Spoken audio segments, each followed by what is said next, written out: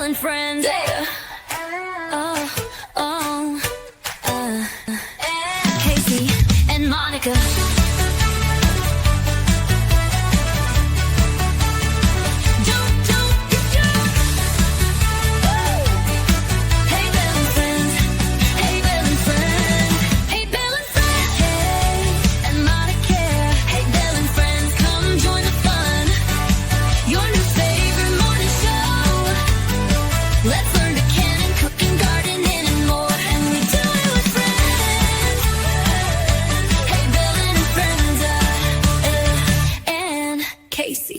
And Monica. Hello, everyone. I'm Ann with Andale Homestead. Hello, everyone. It is Casey over at Ormsby Farm, the Halfway Homestead. Hey, it's Monica from Bland's Promised Land Ranch. Y'all, we are really excited about this episode. I know Monica is really excited about this episode. We are talking about store-bought meat versus farm fresh meat. And Yes. This is a hot topic because a lot of people have their very outspoken opinions really about both of them. And we're going to talk tonight about the differences physically for your body of eating store-bought meat compared to farm fresh meat, of how it's raised, how it looks. And we have an amazing guest host tonight that you won't want to miss. So you got to stay all the way through. But Ann, that kind of ties it into what our sponsor is for today, since we're talking about meat. It sure does. And our sponsor for tonight is Barn to Door. This is a fairly new company for me, but it's not new for thousands of people, because Barn to Door is an all-in-one business solution, and farmers sell directly through their increased sales, and they access more and more customers, and you can save time by going to Barn to Door. They are proud to serve thousands of farms in all 50 states. Don't forget to go scan that QR code. It is. It's a really great company. I have used it personally, and you definitely want to go up. It doesn't cost you any more money. You scan QR code, go to our link tree, and then you get to sign up, and you tell Barn to Door that you like Brown the Hay Bale. You like Hay Bale and Friends, that you actually want to support us. So, yes. Monica, we have a good, really special guest host tonight. I'm really excited. Hello, who is this? Ta-da! Lisa from Yogi Hollow Farm. Hey, Lisa, you're muted, baby, but it is so nice to see Lisa from Yogi Hollow Farm. Yay. Hello, thank you for having me. Excited to be here. Well, I just got to say that when I hit up Lisa, I was like, hey, we want you back for This Is the Topic. Lisa was like, this is like my topic. Yep, like, my topic. Spirited opinion, and that's why we have her, because we like her spirited opinion on this. Yep. So, farm fresh versus store. First, I always notice that there's a color difference. I don't think a lot of people truly understand that ground beef is not supposed to look pink and red when it's in the grocery store. Like, when you're raised like that, you're like, wait, why does this farm fresh ground beef have brown? Oh, it's gone bad. No, it's just not pumped with dye and stuff to look fresh. But what are some of the ones that you see, farm fresh to store, that you can like eyeball it first off and say, oh, that's definitely store bought? Yeah, well, bacon for one, because I go to the store and you see all the bacon and it's in certain colors and various things like that. Well, luckily at our sweet little farmers market that we have on Saturdays, there is a pig farmer that comes in, and they bring their homegrown pork to be able to have their sausage that they make, their pork chops and all those things. And honestly, when they pulled out the bacon, I went, oh, that looks different. But it's because it was fresh bacon. And that's my example. How about you, Monica? I mean, I guess I always thought that pork chops, before I started growing my own pork. I used to think pork chops were like I mean, we grew up like hearing, oh, pork is the other white meat. Okay, well, that's because even in the store, it was like really light colored, like chops, and I'm like, oh yeah, it's like a white meat, right? Like chicken or whatever. Okay, no, no. If you think pork should be a light pink color, if you go to the store and you were like, oh yeah, this is pork, no, do not buy that mess. Pork is a dark red meat. If I had two like gorgeous chunks of meat, one was pork and one was beef, and they were sealed exactly the same, and they were cut. They looked very similar cut wise, thickness and shape. If I did not have labeled one pork and one beef, you may not know that one of them was pork, because I have lots of pork roasts in my freezer that look very similar to a beef roast. As a matter of fact, when I pull them out, I'm like, oh, that's pork. Never mind. Put that back. That's a shoulder roast. I don't need that now. Pork is not white meat. It is a red meat. It should be a deep color. It should be gorgeous looking like a beef roast. And that is one thing it burns me when I hear people look at their pork and think that it is a lighter color and that's a normal thing. It is not normal. You don't want it to look like that. It's been sitting. And if your ground beef has like a lot of darker colors, like that gray color, that's because it's older and it's been exposed to that oxygen starting to like oxidate or whatever. I'm not going to be all scientific about it. I just know it's old. And that's why when you break it open in the center, it's more pink, because the center has been not exposed to all the oxygen. And that's the fresher part of it. I mean, your beef, your pork, it's going to be red. It should be red.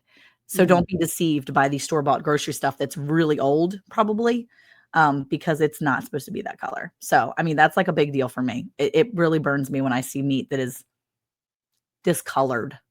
And this is one of Lisa's big experts. She's an expert in all this stuff. What say ye, Lisa? Yeah, what say ye, Lisa? Let me reference my notes.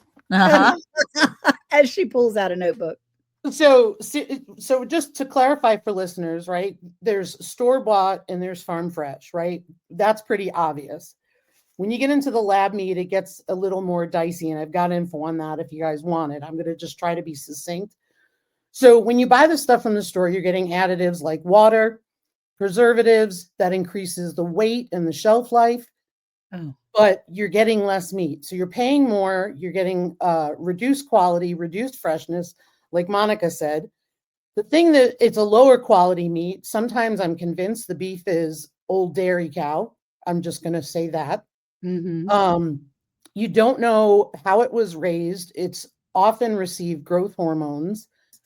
Now, when it comes to antibiotics, I'm not necessarily against antibiotics, but however, in larger practices, sometimes mistakes can be made where you give a cow antibiotics and the withdrawal time has not been honored before it's cleared their system and it's gone to be processed. Right. When you do, the biggest part about it is origin. Just because it says product of USA doesn't mean that it's a product of the USA. It's been packaged here. So it came from China or another country, and now it's being packaged and sold. It is now a product of USA, which is not the truth. Oh. Then you get farm fresh, right? You get a higher quality and flavor. No added water or preservatives. My food, you were speaking to the color of it. My beef from a local rancher is just as red the day it's butchered and aged as it is in my freezer to my table. Okay. No preservatives, no water added. It's more nutrient dense for me to eat. And there's usually increased marbling in it. And so some folks prefer grass-fed. That's not my thing, but some folks prefer it. We buy from a local rancher where it's grass-fed, grain finished. That's just our choice because we want the marbling, increased marbling, I should say. And the other thing is when you buy from farmers, they tend to use more ethical and environmentally friendly practices over some large ag or large producers where you may be against that. Right. When you get into, I'm going to give you the perfect example, and I don't want to take over this, but those tubes of beef at the W store. Those tubes of beef, if you've ever bought them and cooked them, The meat shrinks down to, I couldn't even tell you the percentage because honestly, I've never bought them, but I've seen people use them and I know this. But those large tubes are so puffed up with water that you're not getting that amount of meat in the tube when it cooks down. Hmm. There's often cups of grease in the pan. Yes. When I cook my lean beef, my recipes will say drain the fat out. I'm lucky if I have a teaspoon. Hmm. Hmm. So I think that's the thing to think about. I'm getting more meat. It doesn't cook down as much. It's about the same. So that's my take on fresh versus store bought. That's I awesome. will, well, I was going to say that I have tried that store that shall not be named, um, and the packet. And you can make hamburgers with it. Okay, you have these big, beautiful hamburgers that you pop them in the skillet, and this kind of will show you visual of what Lisa's talking about. So you get these big, beautiful hamburgers. You put them in the frying pan. Then you get these little wish they were burgers Yeah. and a bunch of juice. Yeah. A Bunch whole of, bunch of, I don't even know if I would call it fully grease because it is a lot of water, grease mixture. It's really Mhm. not, I wouldn't even save it. I wouldn't even save it to use for grease for later. Um, hmm I think it's like anywhere from like 65 to 70% of what it really is. Because at least you don't want to give a number. I think I've seen that it's close to going on a half of the pound. So half of a pound is what you'll really get if you do from that one, or Kroger. Kroger is the same way. I don't mind calling them out. Kroger is the same way. When that round package one, you're going to get about 65% of the meat that you're paying for. Yeah, well, I actually have a tube of that in my refrigerator currently, but I totally get what you're talking about. And it's because I haven't found a local beef farmer Mhm. here in our area. We're not big on agriculture, but Mhm. not animals, not farming animals in this particular area of the United States. Anyway, Lisa, you did make me feel better because there are some at farmers markets or various other places that I could go and get the fresher beef. Now, we do go to a little butcher shop in the next county that cuts their own meat there and grinds the hamburger up in front of you. And you're right, there's like a teaspoon of grease rather than 2 cups. But I was always, I mean, when I would go in there, the price is so high that I'd be going, I just can't. But now when you put it in perspective that you get more meat, you get better quality. And there's so many people out there that are really on strict diets and they're still getting sick, but they're getting sick from what they're buying at the grocery store because we cook all our meals here. We're not getting anything processed. There is nothing in the Dale house right now with worth health issues that we are eating or consuming, but we're still getting it from the grocery store. So it's very important to me to be able to understand and work harder to find local farmers to be able to get the beef. I agree with you 100% that they'd have better ethics and better quality meat as And well. you raised a really good point. You said cost. Yes. And so for a lot of people, and I understand that there are certain circumstances, and I get that. I'm just putting out the information that it's totally doable, right? You may have to take a day trip and say to go to a different part of your state to find what you need because you're not in beef country. North Carolina is more hog country, right? Right. And then, like you said, other forms of ag. But I encourage people to think about, you go and yes, there's a bigger outlay of money up front. There is. You're going to buy a quarter of a cow, a half a cow. For me, I'm okay with that outlay of money. And the reason why is because now my freezer's full. I don't have to do that for the rest of the year. It's one time. Right. The other part is we order the beef and the cuts that we want. So we get exactly what we want. It is already packaged. So for example, there's only 2 of us here. And Yeah. when you get your own cow, the steaks are huge. Gotcha. So we tell them how thick we want the steaks, and we tell them we want them packaged 1 steak per package. And the reason why is because sometimes we're going to pull out 1 steak and it's enough for 2 of us. Gotcha. So you pay that money up front, but then we're good for the year. And we haven't bought meat at a grocery store. I've bought it from ranchers, but haven't bought it at a grocery store since 21. Awesome. Awesome. Well, I hear y'all tell me this isn't true, that they run some of the meat through Clorox washes and things like that. Is that, I mean, I don't know. Here's the thing. Here's the thing we need to realize. I was about to say, I've heard that chitter chatter. Here's the thing we need to realize. Okay. I love this country we live in. I love the USA. I pledge allegiance to the flag. I will be red, white, and blue all day long before I go to bed. When I wake up, I am red, white, and blue. I bleed it. But Yes. let me just tell you that this country's job is to make money. This country is a business that it's been failing for a long time. However, I'm going to get on my soapbox for a second. This country's job is to make money. And the best way to make money is to make money because sick people make money. So when you provide sick people with food that makes them sick, you give them just enough money to be able to afford the sick food, the food that makes them sick, then they will just continue that cycle. And these big businesses that may or may not run their cattle through horrendous living conditions that they say are cleaned up now, but maybe they are, maybe they aren't. The problem is that the food you're getting from that, the quality you're getting from that, we know people who have family members that work in the pork industry and the cattle industry and these big industries that say, I would never buy food from these big corporations because they see how they're raised and how they're treated and how they live and how, if they live in filth, they're going to provide filth. If you give your children garbage to eat, what comes out of them is garbage. You know, you feed your kids garbage, they're just going to throw up. They're going to get sick. They're going to be sickly people. And so unfortunately, if you provide garbage to your animals are going to give you garbage and quality back. So the problem is that, you know, we are this cycle of being sick constantly. So if you go and you get more nutritionally dense foods, nutritionally dense, healthier meats, you may pay a little bit more. But like Lisa said, 2 steaks from the grocery store that you're going to pay an absurd amount of money from, that's going to be filled with all kinds of gross stuff.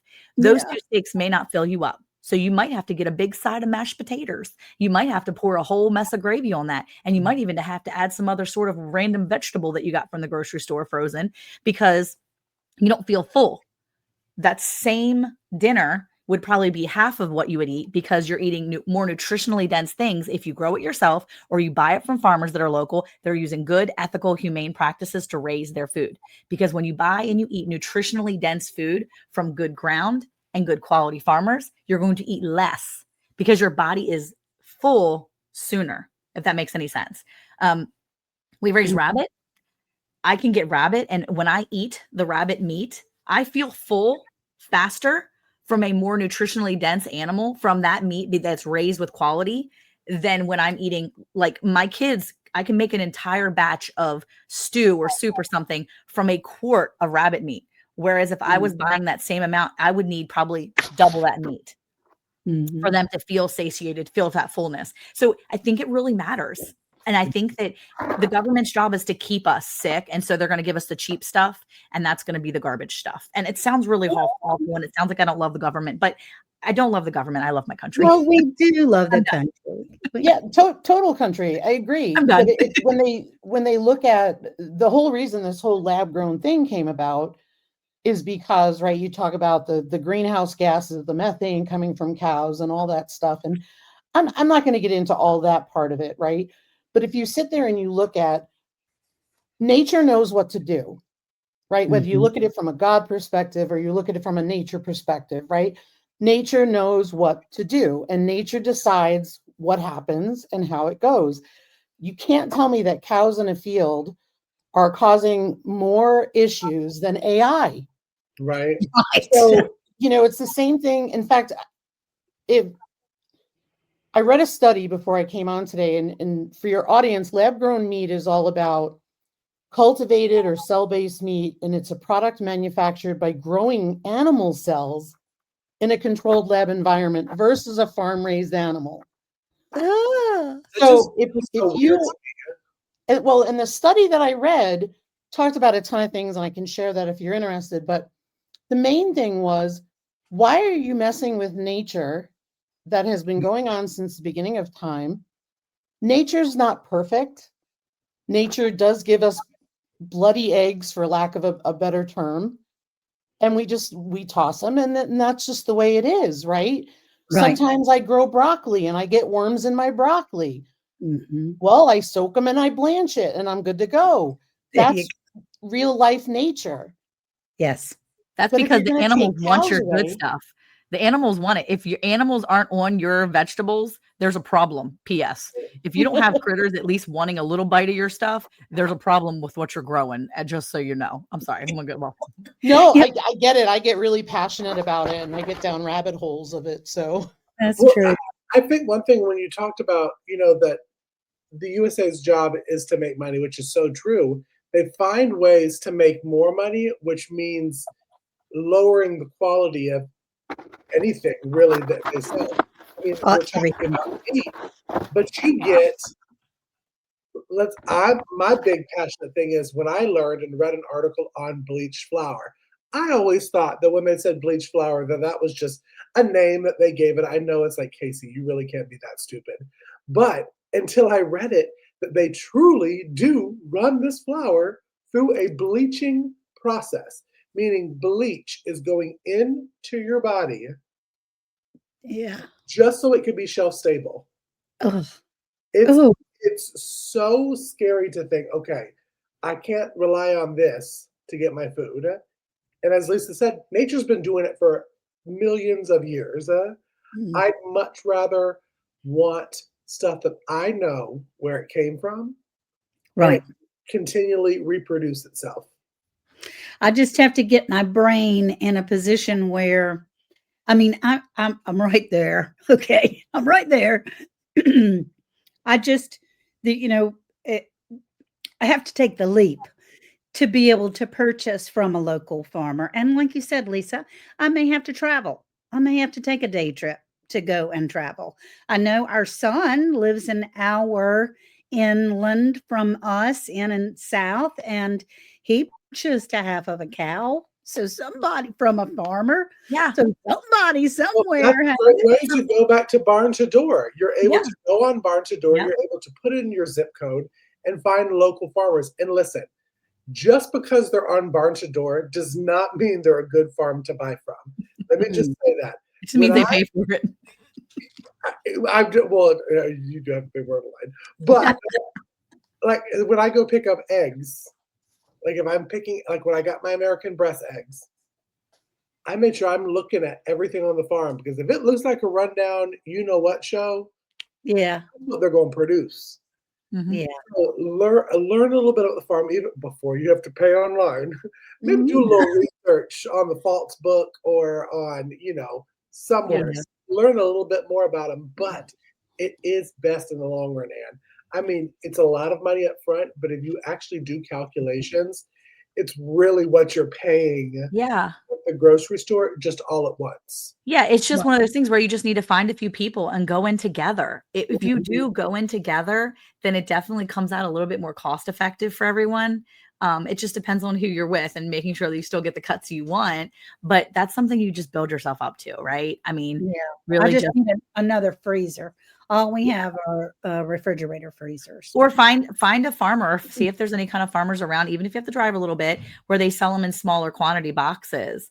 Or if there's butchers Mhm. that sell, I mean, I don't sell mine by quarters or halves because I'm not willing to get rid of that much. So I sell mine by mhm. boxes. I sell them in 40-pound boxes or 30 pounds or 20 pounds because for me, I can sell that, make that money back, put it towards my processing fee, and then I'm done selling. The rest of it's mine Yeah. because I have a large family.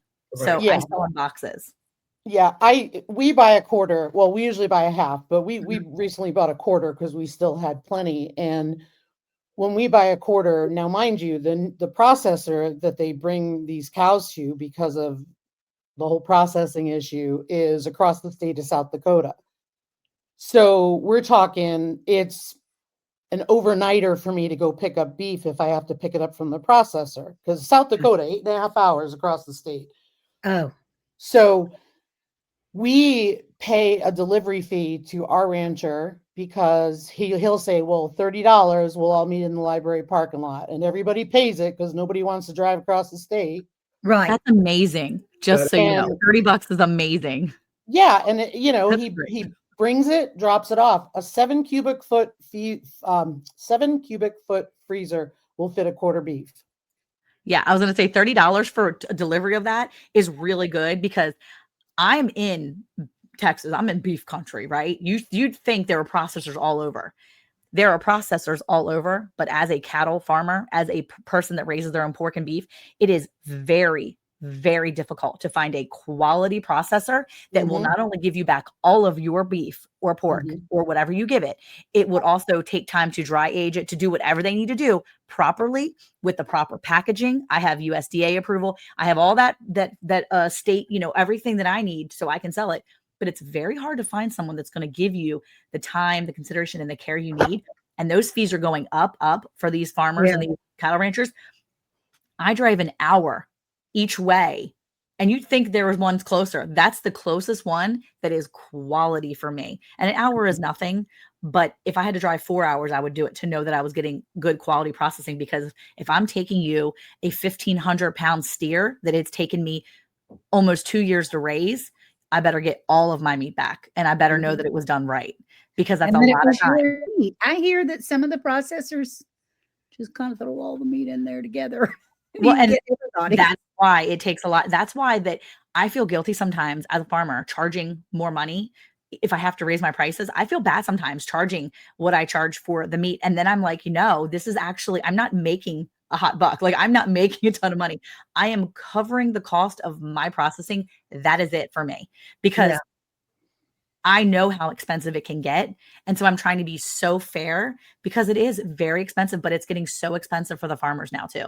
It really is. So it's like, you feel bad for charging people more, but you really have to. It's just like with all the stuff you're selling, Miss Ann. You feel so bad sometimes. You're like, I don't want to sell this for $20 for a bottle. But how much time and energy and work it took to put into that. And people are really everything is going up so much, but people don't realize how much time it took to get into it. And it's comes Right. along with that fresh quality meat and that store-bought garbage that's out there. Not to say I don't buy meat from the store sometimes. I buy some chicken from the store. Yeah. And don't So make Eric you- happy, but it does. you and your husband have learned to process your own pork. Mhm. And so when you get that pork, you're able to choose how you cut it and what you have. Is that right? Yeah. So the breed that we have is a Kuni pig. So they're technically a mini pig because they can be about 300 pounds. So, the pig that we chose that breed for a reason. And that's because of the quality of the meat and also the size. It's easier for us to handle on our 2 acres. Well, we butchered, and what we end up doing is we look at the pig as a whole and decide what we're going to do. And so, for example, obviously pork belly goes for bacon. We choose our cuts, but we took one ham and ground it for sausage. Okay. We chose to keep the other ham intact so we could cure it. Okay. If we wanted ham steaks, we could do that. We chose not to do that right now. We wanted a whole ham. But, and then again with the breed, our pork chops are not, the store pork chops that are massive, right? We've Right. got little Kuni pork chops. Yeah. Well, he had beautiful pork chops that were actually gorgeous because most people with Kunis make them loin roasts. Okay. So yeah, we get to choose exactly what we want, how we want to do it. And right now we're raising up 2 more. In Okay. another 17 so- months, we'll have a freezers full of pork again. That's fabulous. So But what for I'm us, getting is 2 people, it's just easy to handle. that it's more nutritious to get the farm raised meat of any kind. That's what I'm gathering. And Mhm. even though I'm a little shell shocked at the price when I go in and it's frozen and it's in somebody's cooler at a farmer's market, um, it's worth it because I'm getting like 99% of the meat. I'm not getting 60% of the meat. Yep, it's not being filled with all the extra stuff. Plus, it's going to taste better. I think it tastes better overall. I mean, if you've ever had a turkey breast from the grocery store compared to a homegrown turkey breast, I mean, literally, my kids are such snobs now that I don't like. We had a turkey breast that was somebody had given us, and it was like smoked, and my kids were like, "Bleh, this is garbage," and I was like, "Stop, be nice! Oh my gosh, be nice." And but there was other people that were like, "This is so good," and I'm like, "Ooh," but it's different. And once you start eating like home raised That was a meat, nice way to put it. It's different. it's different, but it's good different. And if you eat home raised meat, like if you eat farm fresh meat and you're out there and you're listening, you're like, nope, I already tried. I got grass fed grain or grass finished, grass fed, and it was terrible. I'm not buying fresh beef anymore. Don't do that. Try the grass fed grain finished. Maybe you'll like that better. Or actually do a 3 strikeout rule, because here's the thing. I could have bought from Lisa, and maybe the pig she processed, like she said before, was brand like spanking perfect time age, right? You got the 18 months, it's like perfect, or whatever it is, 9 months, whatever you're raising till, right? But yet Mary down the street, she had some old lady pig that she was pulling off the field because it was her breeder and she was done, but she was processing her. And you compare the bacon from that one and then the bacon from the other one. I know because I just did this. I took in a pig that was perfect time. It was like 10 months old. Then I took in a pig she was my breeder and she was done. So we said goodbye. I hugged her, kissed her, and said, I love you. Bye bye. And we Yeah. went to get her bacon, and it is so tough. I'm like gnawing on it like it's a meat stick. But we tried. Everything else is perfect. Her bacon is trash. But Yeah. I didn't know until I tried. So Right. give it a 2 strike, 3 strike rule, because you don't know what the animal was. And sometimes the farmer is given the benefit of the doubt too. You're like, well, that, Molly the cow, she did good for us. So I'm going to get a bunch of beef. And if the farmer is smart, they'll eat Molly the cow before they sell Molly the cow. But you just don't know. Sometimes just give it a 3 strike rule, because sometimes you just don't know if you're going to like it again if you try it again. Well, I In also our want to house, say one more thing that Lisa had made a point on before we wrap it up. And you said, and I don't know if anybody heard it, but you said 7.5 cubic freezer fits a quarter of beef. And I think that's so important for our listeners to know, because they're like, oh, I don't, like Ann said, I have to get another freezer, or I don't Yeah. have enough freezer space. When you're investing in buying a quarter or a half a hog, you're doing just that. You're investing in your health and your meat. You probably will have to get a freezer for it, but don't let the rumors fool you. The freezers, new, do not cost that much on your electric bill. I've done a whole video on it. It cost me Good. $11 more that year to run a 7.5 cubic freezer. A year? $11 $11 a year? a year is what it added. $11 more a year. That's nothing. And you can get a tool on the Amazon to plug in, then plug your freezer in, and it will tell you how much it's charging your electric bill. It is costing me $11 to have the 4 freezers that I have here. It costs you more Well, money to buy that tool than $4. it did for you to run them freezers. I wasn't worried about that. But we do have to buy a freezer. That's just one thing to keep in your mind, is that the rumor is, oh, it's going to hike my electricity I never bill. thought about having all that. these freezers. Yeah. False. That's false book, false news. It isn't. So that was my soapbox. I wanted to be on a soapbox before we ended. once you go rancher, you never go back. So, And I'll tell you right now, every night the discussion at the dinner table is, we are never buying meat from the store ever again. And Oh. we will do whatever it takes to keep it on the table. Yeah. Okay. All right. That sounds awesome. Well, that is a wonderful closing statement it there. is. Once you go ranching, you never go back. And I love that. Thank you all so much for being here this evening. Hey, Bill and friends has been such a joy to be able to have people here. Lisa, thank you so much for coming and joining us. It's been such a pleasure to have you here. We hope Thank that you you. come again. And we'll talk to you all soon. Be sure and remember that tomorrow night at 8 o'clock, or that's 8 o'clock Eastern. So we're talking about 7 o'clock Central, which most of you want to know, but 8 o'clock Eastern is the good time. Anyway, we are Hey Y'all Hey on Round the Hay Bale and all of our channels. We'll be able to discuss this topic with you. So thank you so much. We really appreciate you all, and we'll see you soon. Bye, y'all. Bye. Hey, Bill and friends, and Casey and Monica.